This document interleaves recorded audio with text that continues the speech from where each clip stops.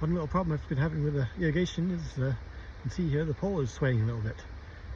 Either vibration caused by the water itself or the wind or something causes it to rock around a little bit, and it causes it to work itself loose at the bottom there. So a bit of rebar or a bit of T-post and hammer that in beside it, and that will stabilize it, no problem.